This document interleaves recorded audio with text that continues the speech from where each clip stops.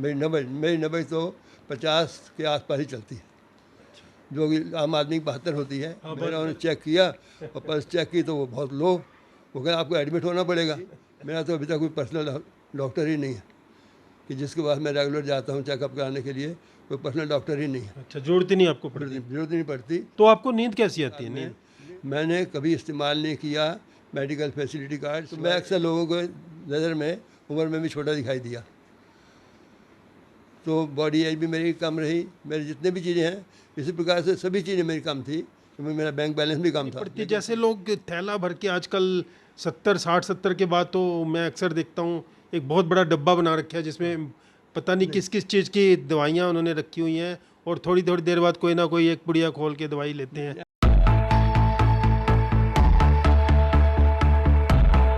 नमस्कार दोस्तों, डायनेमिक स्वामी exclusive talks YouTube channel पर आपका यह है दोस्त कमलजीत सिंह आपका हृदय से स्वागत करता है।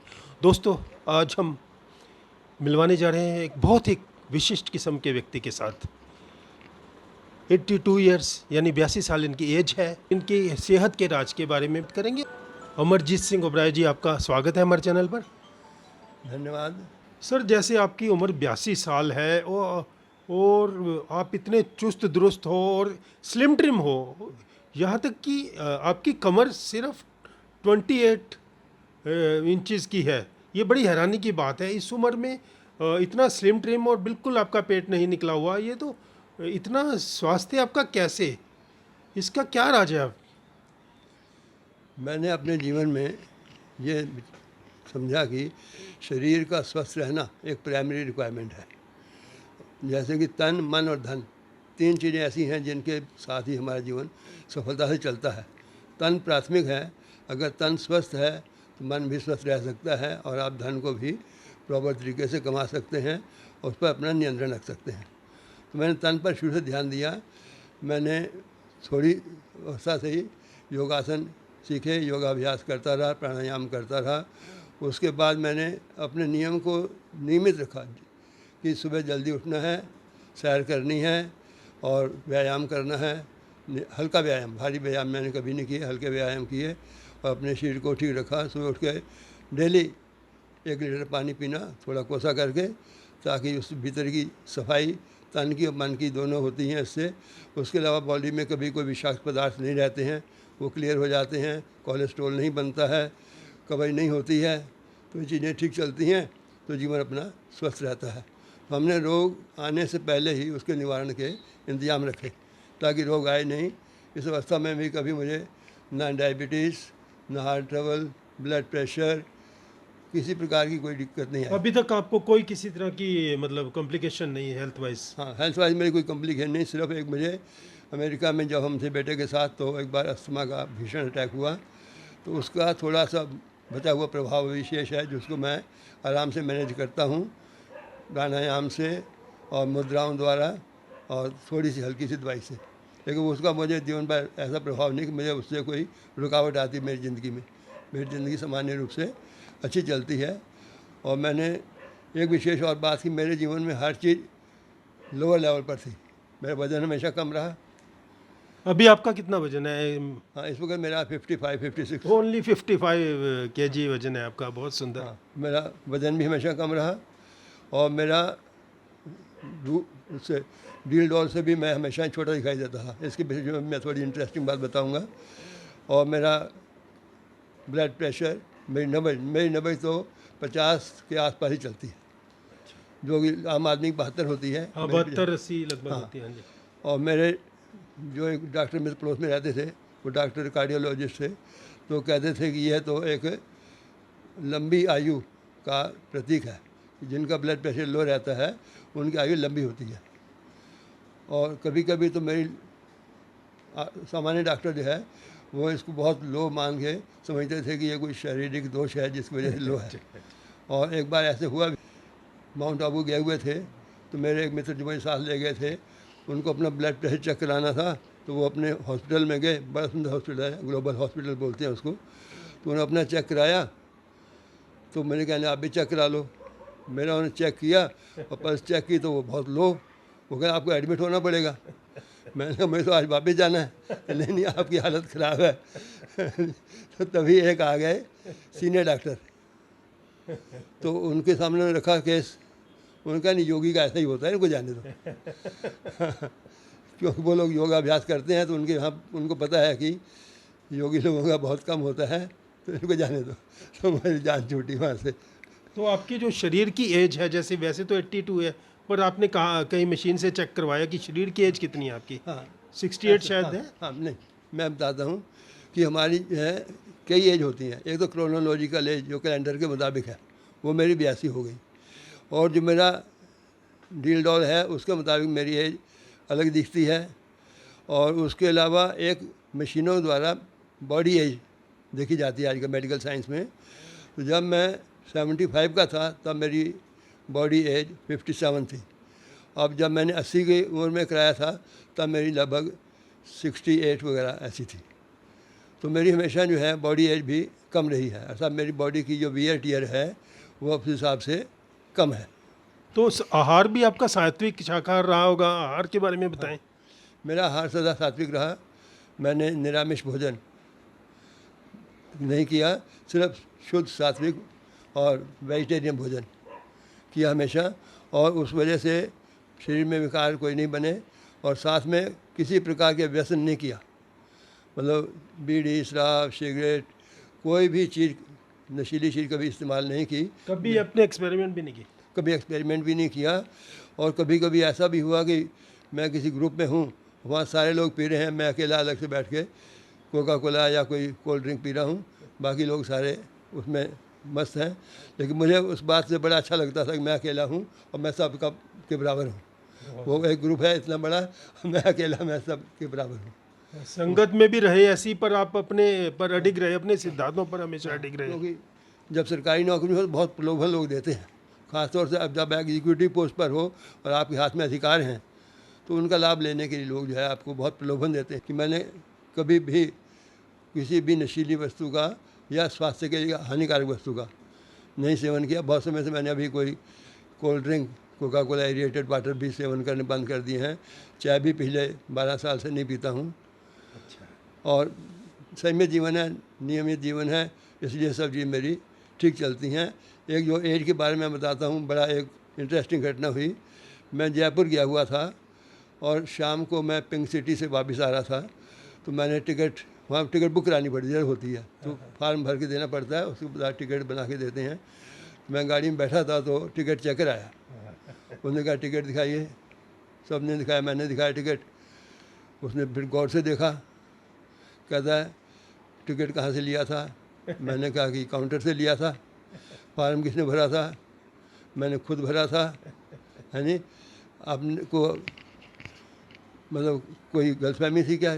क्यों मतलब एज गलत लिखी का? मैं पूछा आप इतनी बातें वैसे क्यों पूछो? कहते इसमें 35 उम्र लिखी है, आप 25 ऊपर नहीं लग रहे। तो मैंने अपना ऑफिस का कार्ड निकाल के उसको दिया, तो देखा, उसको इतना विश्वास हुआ कि ये 35 वर्ष के है, 25 के दिख रहे हैं। तो इस वजह से तो मैं अक्सर लोगों को नज़र में उम्र में भी छोटा दिखाई दिया। तो बॉडी एज भी मेरी कम रही। मेरी जितने भी चीज़ें हैं इसी प्रकार से सभी चीज़ें मेरी कम थी। मेरा बैंक बैलेंस भी कम था, लेकिन संतोष हमारा पूरा था। तो ये एक ज़िंदगी की मेरी सफलता रही कि थोड़े में हमें बहुत संतोष मिला और सभी चीज़ें हमारी संपूर्ण रहीं। और मैं समझता हूँ थोड़े की अपनी बरकत होती है, बड़े की चिंताएं होती हैं और छोटे की बरकत होती है। हम लोग रिटायर होते हैं तो सरकार की ओर से एक मेडिकल फैसिलिटी कार्ड बनता है, उसके आधार पर आपको सभी मेडिकल फैसिलिटीज़ फ्री में मुफ्त में मिलती हैं। 22 वर्ष के इस रिटायरमेंट के काल में मैंने कभी इस्तेमाल नहीं किया मेडिकल फैसिलिटी कार्ड, सिवाय एक बार के जब कोरोना आया था तब हॉस्पिटल में दाखिल होना पड़ा, उस वक़्त एक बार इस्तेमाल हुआ वो कार्ड, और बाकी कभी भी इस्तेमाल नहीं हुआ। जबकि अगर आप आम देखो तो ज़्यादातर लोग CGHS की लाइनों में खड़े हैं, सारा दिन वहाँ बिताते हैं। डॉक्टर, अस्पताल, लेबोरेटरीज, हॉस्पिटलाइजेशन, बहुत कुछ होता है। लेकिन ईश्वर की बड़ी कृपा रही, मेरा तो अभी तक कोई पर्सनल डॉक्टर ही नहीं है कि जिसके पास मैं रेगुलर जाता हूँ चेकअप कराने के लिए, कोई पर्सनल डॉक्टर ही नहीं है। अच्छा, जरूरत ही नहीं आपको पड़ती? जरूरत नहीं पड़ती। तो इसके अलावा मैंने थोड़ा सा अपना आध्यात्मिक भी रखा हुआ है, साधना का सिस्टम, वो भी मुझे मानसिक और आत्मिक शांति शक्ति देता है। मैं अपने आराम से अच्छी ज़िंदगी जी रहा हूँ पूर्ण तो संतोष। आपको दवा कोई नहीं लेनी पड़ती? जैसे लोग थैला भर के आजकल 70 60 70 के बाद तो मैं अक्सर देखता हूँ एक बहुत बड़ा डब्बा बना रखा है जिसमें पता नहीं किस किस चीज़ की दवाइयाँ उन्होंने रखी हुई हैं, और थोड़ी थोड़ी देर बाद कोई ना कोई एक पुड़िया खोल के दवाई लेते हैं। ऐसा मेरे साथ कुछ नहीं आपको है। बिल्कुल ऐसा कुछ नहीं रखना नहीं, पड़ा? मेरे पास सिर्फ जो है वर्तमान में एक लिक्विड है श्वासरी, जो अच्छा, मैं आयुर्वेदिक? आयुर्वेदिक, वो मैं दिन में एक बार लेता हूँ। वो किस चीज़ और का? सांस को ठीक रखने के लिए। अच्छा, ब्रीदिंग के लिए हाँ, है। और एक छोटा सा वो क्या बोलते रोटा गैप है, वो रात को सोने से पहले लेता हूँ ताकि रात को सोने से पहले नींद ठीक रहे, बीच में डिस्टर्बेंस ना हो। इसके अलावा कोई मेरा और मेडिकल हेल्प नहीं है। ये छोटा सा क्या बताया आपने? उसको रोटा गैप बोलते हैं। वो जैसे सांस लेने के लिए होता है, बहुत छोटी सी दवाई होती है, अच्छा जी। वो सांस के द्वारा अंदर ली जाती है। अच्छा। तो वो बड़ा सरल सा तरीका होता है। तो वो बस एक मेरा दिन का वो है, और सुबह एक वो डोज उसकी लेता हूँ श्वासारी की। अदरवाइज़ सब कुछ सामान्य चलता है। बाकी परहेज मैं पूरा रखता हूँ। जो चीज़ें खाने योग्य हैं वही खाता हूँ, जो खाने योग्य नहीं हैं वो नहीं खाता हूँ। कभी भी नहीं खाता था, पहले भी अभी भी। सर, जैसे कि आजकल नींद एक बहुत बड़ी समस्या बन गई है। यहाँ तक कि बहुत बार देखता हूँ कि युवाओं को भी, 20 25 साल के युवाओं को भी, यहाँ तक कि किशोरों को भी नींद नहीं आती और सारी रात अनकंफर्टेबल रहते हैं। तो आप जैसे 82 ईयर आपने क्रॉस कर लिए हैं, तो आपको नींद कैसी आती है सर? आप इसके बारे में बताएं। हाँ, ईश्वर की बड़ी कृपा है। नींद मुझे गहरी आती है और निर्विघ्न आती है। और मैं दिन में सिर्फ 1 घंटा 1.5 घंटा विश्राम करता हूँ और रात को 5 घंटे 5.5 घंटे सोता हूँ आराम से गहरी नींद। इस विषय में मेरा कहना ये है कि अगर हमारा आचरण शुद्ध है, हमारे विचार शुद्ध हैं और हमने कोई गलत काम नहीं किया है, तो हमारे पास स्ट्रेस नहीं बनता है। और स्ट्रेस नहीं बनता तो नींद आती है आराम से। मैंने बहुत से टैक्सेशन के महकमों में भी काम किया और सारी ज़िंदगी ऐसे महकमों में काम किया जहाँ पर रिश्वतखोरी खूब चलती है। हमने क्योंकि ऊपर की कमाई कभी की नहीं, तो बाकी लोग डरते रहते थे अब आगे क्या होगा। हमारा गलत पैसे कमाकर वो चिंता में रहते थे। हम गलत पैसे कमाए तो चिंता भी रहती है कि कभी पकड़े जाएंगे, पैसों को रखें कहाँ पर, क्या लगाएं, क्या करें, किसको दें ना दें, वो बड़ी ज़्यादा परेशानी में रहते हैं। हमारे पास जो है शुद्ध कमाई थी तो चिंता की बात ही नहीं है। इस विषय में भी बताऊंगा, कभी कभी ना महकमों में रेड पड़ती थी, खासतौर सेल टैक्स महकमों में एंटी करप्शन वाले की या CBI वालों की रेड पड़ती थी। उस दिन बाकी सब अफसर लोग जो है कोशिश करते हैं कि सारे केसेस को पोस्टपोन कर दें, एडजॉर्न कर दें और अगले दिन जो है लगा लेंगे। और हमारा जो है हमें पता ही नहीं कोई रेड है कि नहीं है। हम तो अपना काम आराम से करते रहते थे, जितने केसेस लगे हैं वो सारे उस दिन पूरे कर देते थे। हमें कभी इस बारे में सोचना ही नहीं पड़ा कि कोई रेड आएगी तो क्या होगा। हमारा काम साफ़ सुथरा सही है और सही रहता था, इसलिए हमें कभी चिंता नहीं हुई। इसलिए नींद भी खूब अच्छी आई और ज़िंदगी भर पूरी सुख का आनंद लिया हमने। हाँ, तो दोस्तों, अगर हम गलत कार्य ना करें तो सर का कहना है कि नींद ना आए ऐसा हो ही नहीं सकता। नींद सबसे सरल, दुनिया का सबसे आसान काम है नींद।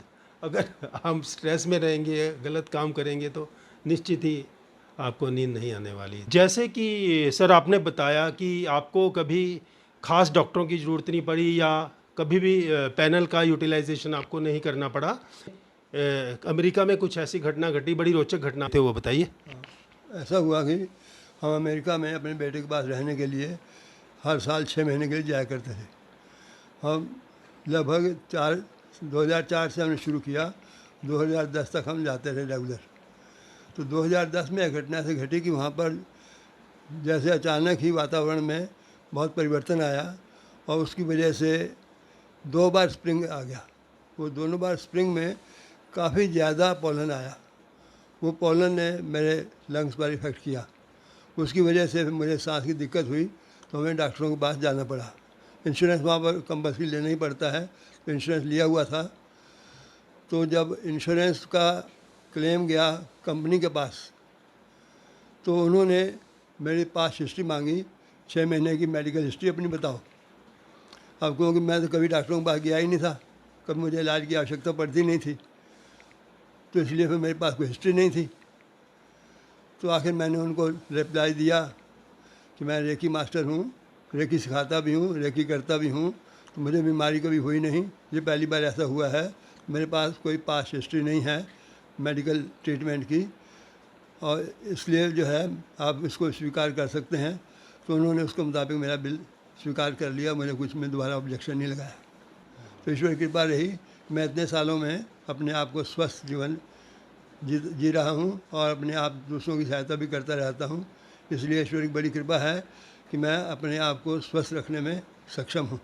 बहुत ही सुंदर। सर का कुदरत पर इतना विश्वास है कि मेडिकल डॉक्टरों की रेयर ही कभी इनको ज़रूरत पड़ी है। बहुत सुंदर। हम भी अगर प्रकृति पर विश्वास रखें और सात्विक सादा जीवन जिएं और थोड़ी सी एक्सरसाइज योगा साथ में ऐड कर लें तो निश्चित ही डॉक्टरों की आवश्यकता नहीं पड़ती। धन्यवाद सर।